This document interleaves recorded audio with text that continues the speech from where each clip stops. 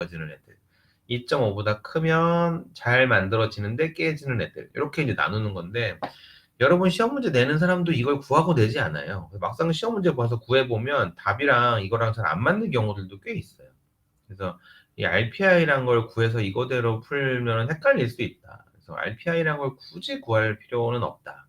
그냥 참고만 하시면 돼요. 이거는 아무래도 레티큘로사이트가 높아서 깨지는 애일 것 같은데, 이건 레티큘로사이트 낮은 거 보니까 아마 안 만들어지는 애인가 보다. 라고 다른 걸로도 또 생각을 해서 맞춰 가야지 이것만 갖고 맞추는 건 아니다. 그러니까 굳이 RPI라는 것까지 구할 필요는 없다. 저런 식으로 구하는 거구나라고 하고 그냥 넘어가시면 돼요. 간단하게 조금 말씀을 드리면 이게 2.5가 기준인데요. RPI가 2.5가 되려면 이 레티큘로사이트가 한 10 정도에서는 시작을 해야 돼요. 2.5보다 크려면 적어도 10 이상은 돼야 돼요, 되게. 레티큘로사이트 카운트가.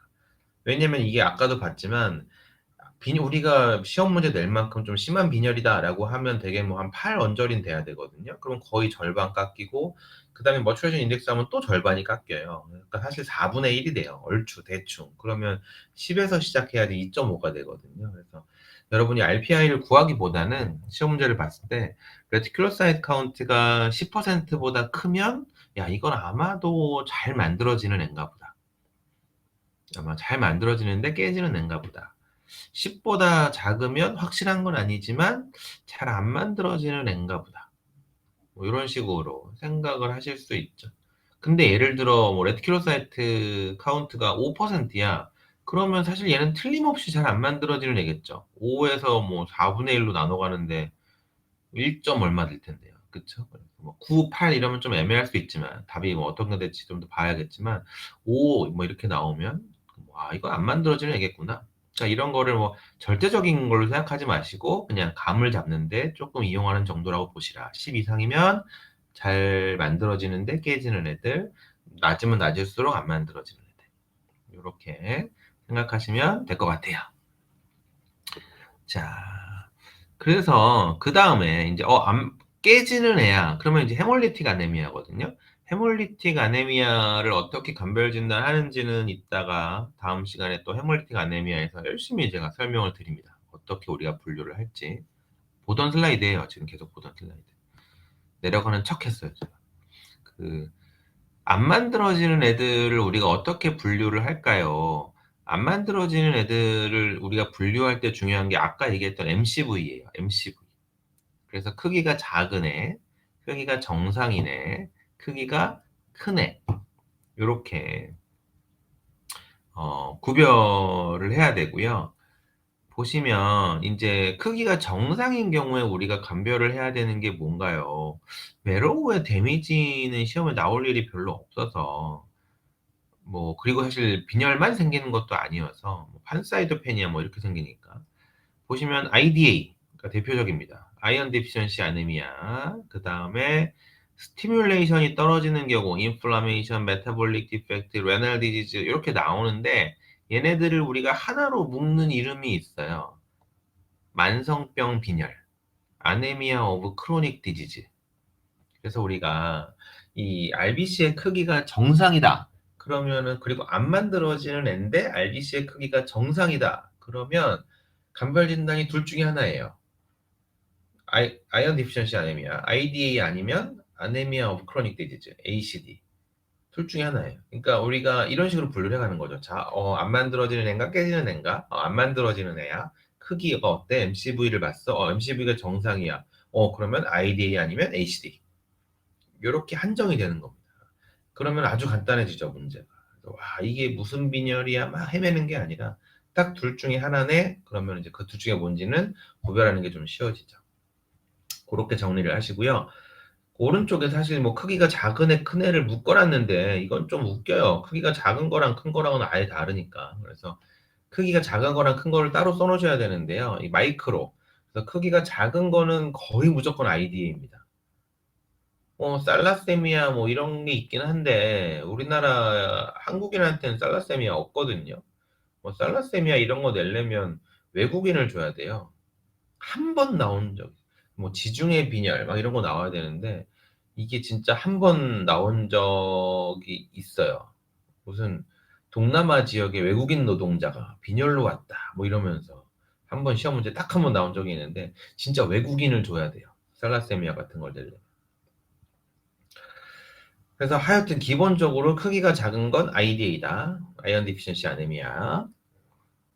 그 다음에 크기가 큰 게 마크로시틱한 거, 크기가 큰 게 메갈로블라스틱 아네미아다. 메갈로블라스틱 아네미아에 폴라이트 디피션시랑 바이타민 B12 디피션시 이런 게 있다.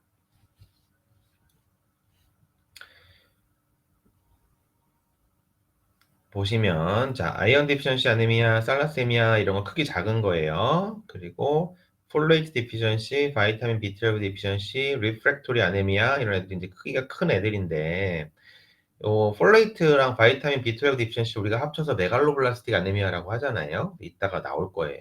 그래서 다시 한번 정리를 해보면 안 만들어지는 애예요. MCV가 작아. O IDA. 굳이 외국인을 주면 뭐 무슨 살라세미아 같은 것들. 그 다음에 크기가 정상이야. 그러면 IDA 아니면 ACD. 크기가 커. 아마도 메갈로블라스틱 아네미아. 여기 보면 리프랙토리 아네미아라고 써 있는데 이 리프랙토리 아네미아라는 게 사실 병명으로 하면요. MDS라는 병이에요. 마일로 디스플라스틱 신드롬. 아마 들어보셨는지 모르겠는데 당연히 이제 학교에서 배울 때는 배웠겠죠. 마일로 디스플라스틱 신드롬. 골수 이형성 증후군이라는 그 병의 분류가 이제 뭐 리프랙토리 아네미아, RAEB, RARS 막 이런 식으로 쫙 나옵니다. 시험에 안 나옵니다. 단 한 번도 나온 적이 없습니다. MDS가. 사실 조금 중요한 병이긴 한데 너무 어렵다고 생각해서 그런지 MDS는 여러분 시험에 나온 적은 없어요. 그래서 어떤 애인지는 나중에 좀 말씀을 드리긴 할게요. 강론하면서. 어쨌든 정리하면 이게 끝입니다. 그래서 작으면 IDA, 크면 중상이면 IDA 아니면 ACD, 크면 메갈로블라스틱 아네미아. 이렇게만 정리하셔도 국시 문제 푸는데 틀릴 일이 없다. 자, IDA입니다. 안 만들어지는 애고 크기는 작거나 정상이거나 하겠죠? 사진 보시면 사실 사진도 시험에서 많이 주어지는데 왼쪽 거 보시면 쉽게 아실 수 있을 거고요. 자, 철이 부족한 거니까 결국은 철에 대한 얘기입니다. 우리가 철이 우리 몸 안으로 흡수가 되면 철의 운반 단백질은 트랜스페린이죠. 철의 운반 단백질을 우리가 트랜스페린이라고 하고요. 트랜스페린이라고 검사 수치를 주기도 하는데 다른 말로는 TIBC라고 주는 게 같은 말이에요. Total Ion Binding Capacity. 아이언이 바인딩하는 캐패시티라는 게 결국 트랜스페린이라는 얘기예요. 그래서 TIBC라는 말이 나오면 여러분은 트랜스페린을 얘기하는구나. 운반 단백질을 얘기하는구나. 이렇게 이해하시면 됩니다. 남은 철은 저장을 해둬야 되고요. 저장철이라고 부르는 게 뭐 페리틴, 헤모시데린 뭐 이런 거겠죠. 주로 페리틴. 그래서 페리틴은 쓰고 남은 저장철 이렇게 이해하시면 되고요.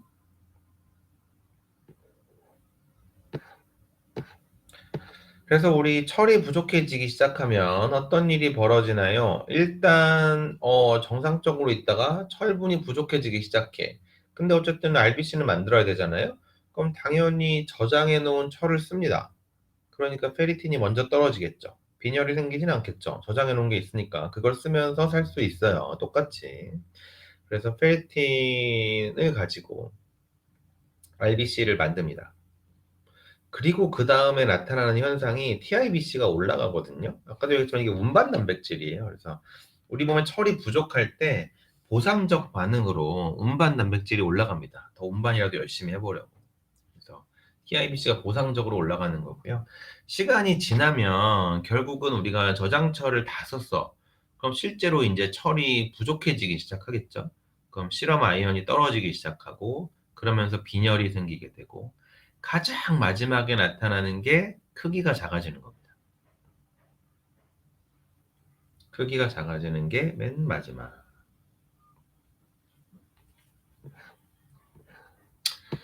자, 요것도 중요한 얘기예요. 저희가 여러분한테 또 이런저런 시험 외의 얘기도 쪼끔씩 하는데 환자를 볼 때요. 이게 파고 가야 돼요, 웬만하면. 왜 애기들이 뭐 그런 거 많이 하지 않나요? "왜?" "왜?"라는 질문 많이 하잖아요. "왜?" 그러면 이건 이런 거야." "그럼 그건 왜?" 한 3번 하다 보면 짜증 나잖아요. 그런 거랑 비슷하게 "왜?"라는 질문을 계속 던져야 돼요, 사실은. 그러니까 어떤 병이 내 눈앞에 있을 때 그게 끝이 아닌 경우가 굉장히 많아요, 사실. 그러니까 우리가 눈앞에 보이는 것만 치료하다 보면 나중에 '어우 알고 보니까 이게 이런 병이 안에 있어서 이런 게 나타난 거였네?'라고 뒤늦게 알게 되는 경우들이 많은데 그걸 처음부터 좀 캐치를 해야 됩니다. 무슨 얘기냐면 자 예를 들어 폴리사이세미아 베라라는 건 어쨌든 RBC가 많이 만들어지는 병이잖아요. 요렇게 RBC가 많이 만들어지는 상황에서 우리가 "어떻게 환자 감별 진단을 하니?"라는 얘기예요. 그러니까 봤는데 헤모글로빈이 18 이야. 얘를 19 야. 엄청 높아. 그러면 '이 사람 RBC가 왜 이렇게 많지?' 그러면 일단 무슨 검사부터 하나요? 여기 빨간색 동그라미 EPO 에리스로포이틴을 먼저 합니다. 그래서 에리스로포이틴이 만약에 높다. 그러면 이거는 무슨 얘기예요? 많이 만들라고 하니까 많이 만드는 거예요. 지금 뭐 다른 거에 문제가 아니라 EPO가 높은 거 자체가 문제인 거죠, 사실. 많이 만들어진 게 문제가 아니고. 그럼 EPO가 왜 이렇게 높아? 그러면 둘 중에 하나예요. 담배 피거나 호흡기 질환이 있거나. 되게. 담배를 피거나 호흡기 질환이 있어서 하여튼 산소가 부족해서 EPO가 늘어나면서 RBC가 많이 만들어지. 폐에 문제가 있는 COPD 뭐 이런 거 아니면 스모커 둘 중에 하나라고 보시면 됩니다. EPO가 낮아요. 그러면 이건 무슨 말이에요? 만들라고 하지도 않는데 만드는 거예요. 이게 폴리사이세미아 베라죠. 만들라고 시키지도 않는데 혼자 미쳐서 많이 만드는 병이 폴리사이세미아 베라고요. 폴리사이세미아 베라를 확진하는 게 잭2 뮤테이션이라는 겁니다. 다음에 보시면 CML은 BCR-ABL, 필라델피아 크로모조. 폴리사이세미아 베라는 잭2V617F 또는 뭐 뒤에 가면 다른 것도 있는데요. 잭2라고만 일단 기억하시면 됩니다. 잭2 뮤테이션. 그래서 검사는 EPO하고 EPO가 낮으면 잭2 뮤테이션. 이센셜 스롬보사이토시스도 잭2 뮤테이션이 나타납니다. 똑같이. 그렇게 두 개 기억하시면 됩니다. 자, 폴리사이세미아 베라의 증상은요.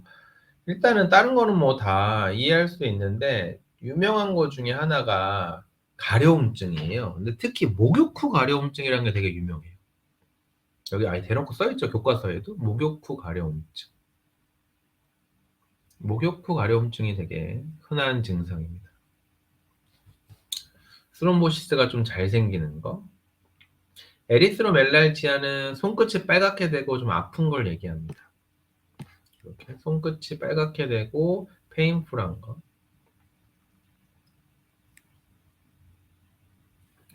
목욕 후 가려움증을 줍니다. 치료는 뭔가요? 이게 단순해요.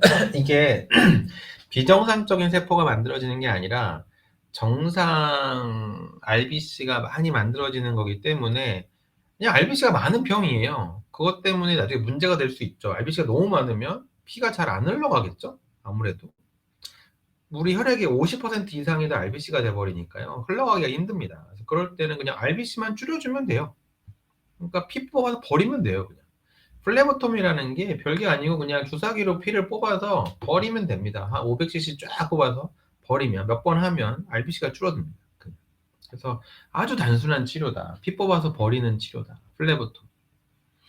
스럼프스가 잘 생기니까 뭐 아스피린 같은 건 좀 같이 쓸 수도 있지만 핵심 치료는 플레보토미다. 그 이상은 안 물어볼 거다. 플레보토미만 하면 된다. 그게 끝이에요. 별거 없죠. 병은 뭔가 복잡하지만 치료는 피 뽑아서 버리면 되는. 2차적으로 이런 폴리사이세미아가 생기는 경우도 있어요. 그래서 어떤 경우가 있냐면 요즘 조금 많이 볼 수 있는 거는 이 헬스 하시는 분들 중에 주사제 쓰신 약물 쓰시는 분들 있잖아요. 그 남성 호르몬 이런 거. 왜 운동선수들도 왜 남성 호르몬 쓰고 뭐 했잖아요. 스테로이드라고 부르는. 그래서 그런 거를 썼을 때 부작용으로 폴리사이세미아가 생기기도 합니다. 그래서 그런 거 하시는 분들 중에 이제 막 플레보토미 해야 되는 분들도 간혹 있어요. 그래서 그렇다. 근데 그거는 일반적인 얘기는 아니니까 약간 비정상적인 사용했다, 약물 오남용에 따른 거니까. 실제로는 환자는 꽤 있다. 이센셜 스럼보사이토시스인데 여기 써 있는 거 별로 읽을 게 하나도 없습니다. 그냥 해리슨 말고 세실에 색깔이 이뻐서 갖다 놨는데 별로 읽을 내용은 없습니다. 뿅. 이센셜 스럼보사이토시스 치료는요, 그냥 아스피린 쓰면 됩니다. 얘도 플레이트렛이 많아지는 병이거든요. 근데 플레이트렛을 막 줄이려고는 노력은 잘 안 하고요. 그냥 플레이트렛이 많아서 응고가 잘 되는 게 문제니까 그냥 항혈소 판제를 씁니다. 그게 아스피린이죠. 그래서 그냥 아스피린 쓰는 게 주 치료입니다. 너무 심한 경우에는 하이드록시우레아라는 이 혈소판을 줄여주는 약을 쓰기도 하는데요. 그거는 시험에 나온 적은 없는 것 같아요. 아스피린. 국시에는 최근에는 진단명만 한 번 물어봤어요. 혈소판이 100만 개가 넘어간다. 진단은 이센셜 스롬보사이토시스. 50세 남자가 피부 가려움 두통으로 왔다. 목욕 후에 가려움이 심해졌다. 와, 여기까지 읽어도 떠올라야 됩니다. 사실 목욕 후 가려움이란 말 나오면 폴리사이세미아 베라인가? 라고 떠올라야 되고요. 헤모글로빈이 19예요. 근데 두 번째 줄에 되게 중요한 얘기가 있죠. 호흡기 질환의 과거력도 없고 흡연도 하지 않는다. 아, 이건 뭐 아마 안 줬지만 EPO를 줬으면 EPO가 높지 않겠구나. EPO가 낮은 사람일 거고 진단은 폴리사이세미아 베라죠. 치료는 뭐 플레보토미 5번 피 뽑는 거. 68세 남자 환자가 스트로크로 왔는데요. 뭐 그냥 스트로크겠거니라고 생각을 했는데 CBC를 해보니까 혈소판이 100만 개래요. 와, 혈소판이 100만 개면서 스트로크가 생긴 거예요. 그래서 아, 이 사람은 이센셜 스롬보사이토시스가 있고 그것 때문에 스트로크가 생긴 거구나. 답이 4번. 헤마톨로지의 마지막 병인 멀티플 마이로마입니다. 앞에서 제가 빈혈 시험에 많이 나와요. 지혈장애 시험에 많이 나와요. 류케미아? 야, 류케미아인지만 알면 돼요. APL만 알면 돼요. 뭐 림포마 시험에 안 나와요. CMR은 나오죠. 림포마는 시험에 안 나와요. 뭐 이러면서 지금 막 넘어왔잖아요. 멀티플 마이로마 시험에 많이 나옵니다. 얘 시험에 진짜 많이 나옵니다. 여러 가지 이유가 있는데요. 일단은 점점 늘고 있어요. 빠르게 늘고 있는 병이고 실제로 굉장히 많아요. 이게 70년대만 해도 거의 희귀병이었다고 하거든요. 그 당시만 해도 막 케이스 리포트 할 정도로 흔하지 않은 병이었는데 요즘은 너무 많은 병이고요. 왜 이렇게 많아지는지는 잘 몰라요. 일단 고령화가 중요한 역할을 합니다. 무조건 엄청 고령에 생기는 병이거든요. 그래서 고령화가 중요한 역할을 하긴 하는데 그렇다고 해도 너무 빨리 늘어서 왜 이렇게 늘어나고 있는지 아직 원인을 잘 모르는 병 중에 하나고요. 어쨌든 그러다 보니까 시험에 많이 나오고 우리나라는 최근에 어떤지는 모르겠다. 미국 같은 경우는 AML보다도 많아졌어요. AML이 사실 단일 질환으로는 가장 흔한 혈액암 중에 하나인데 그거보다도 더 많아져서 실제로도 진짜 많은 병이에요. 흔한 병이에요. 가장 흔한 혈액암 중에 하나다. 멀티플 마이로마. 그래서 얘는 어디에 생기는 애인가요? B셀이 우리가 나중에 이 플라즈마 셀이 되잖아요. 플라즈마 셀이 돼서 항체를 막 분비하는 역할을 하죠. 그 플라즈마 셀에서 생긴 암인 거죠. 플라즈마 셀 오리진의 이 암인 거죠. 그걸 우리가 멀티플 마일로마라고 부른다. 플라즈마 셀이 미친 듯이 증가해요. 라는 건데, 왜 없어? 아, 저 뒤에 나온다. 아, 참. 이 멀티플 마일로마 때 어떤 증상이 나타나나요? 라는 건데요. 그러니까 멀티플 마일로마가 어떤 병인지를 생각을 하시면 되는데, 뒤에 조금만 넘겨보자, 먼저.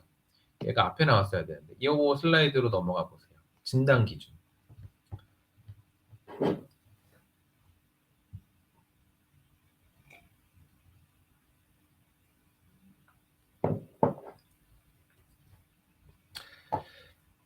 이 멀티플 마이로마는요, 그냥 이렇게 이해하시면 돼요. 이게 암이잖아요. 혈액암이잖아요. 그래서 플라즈마 셀이 엄청 증가하는 병이에요. 우리가 모든 지금 혈액암들이 그렇듯이. 플라즈마 셀이 쫙 증가하는 병이에요. 그러면 플라즈마 셀이 쫙 증가하면 플라즈마 셀들은 뭐를 만들어내죠? 이뮤노글로불린을 만들어내잖아요. 그쵸? 그러니까 그 이뮤노글로불린이 다른 말로 하면 이제 그 아까 이 단백 전기 이동으로 하면 감마글로불린하고 같은 말이라고 했었죠. 그래서 감마글로불린이 미친 듯이 만들어져요. 플라즈마 셀이 쫙 증가하고 거기서 감마글로불린이 너무 많이 만들어지는 병. 그러면서 그것 때문에 장기에 손상이 오는 병을 멀티플 마이로마라고 하는 거예요. 그러니까 우리가 멀티플 마이로마라고 부를 때 세 가지를 확인하거든요. 일단 플라즈마 셀이 엄청 늘었다. 두 번째, 감마글로불린이 엄청 많이 만들어진다. 세 번째, 장기에 손상이 있다. 요렇게입니다. 그 세 가지를 확인하는 거예요. 그래서 결국 여러분 시험에 사진으로 주어지는 게 뭐겠어요? 본메로우 해봤더니 플라즈마 셀이 엄청 많다. 다 플라즈마 셀이다. 뭐 이런 거 보여줄 거고, 그거 말고 진짜 많이 물어보는 게 뭐예요? 단백 전기이동 검사를 엄청 많이 물어보잖아요. MP